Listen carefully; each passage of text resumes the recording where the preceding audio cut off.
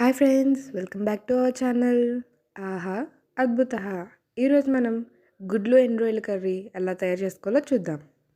ముందుగా స్టవ్ వెలిగించుకుని ఒక బాండి పెట్టుకుని ఒక గరిటె ఆయిల్ వేసుకోవాలండి. ఇక్కడ నేను గరిటె యూస్ చేసి వేసాను.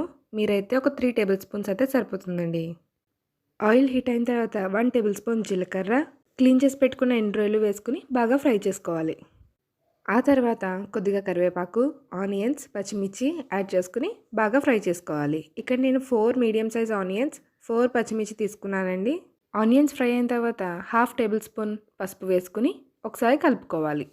ఆ తర్వాత 1.5 టేబుల్ స్పూన్ కారం వేసుకుని బాగా కలుపుకోవాలి. తర్వాత ఒక నిమ్మకాయ సైజ్ అంత చింతపండు రసాన్ని అందులో యాడ్ చేసుకుని బాగా కలుపుకోవాలి. కర్రీకి సరిపడా వాటర్ వేసుకుని అడ్జస్ట్ చేసుకోవాలి. తర్వాత 1 టేబుల్ స్పూన్ సాల్ట్ వేసుకుని ఉడకనివ్వాలి. పులుసు మరుగుతున్నప్పుడు ఫ్రై చేసి పెట్టుకున్న ఎగ్స్ వేసుకుని ఇంకాసేపు ఉడకనివ్వాలి. కర్రీ అంతా దగ్గర పడిన తర్వాత కొత్తిమీరతో గార్నిష్ చేసుకుని వేడివేడిగా సర్వ్ చేసుకోవడమే. అంతేనండి, చాలా సింపుల్గా ఉంది కదూ. చాలా టేస్టీగా కూడా ఉంటుందండి. మరి ఇంకెందుకండి ఆలస్యం, మీరు కూడా ట్రై చేసి ఎలా వచ్చిందో కామెంట్ సెక్షన్లో మెన్షన్ చేయండి. Subscribe to our channel. ఆహా అద్భుత.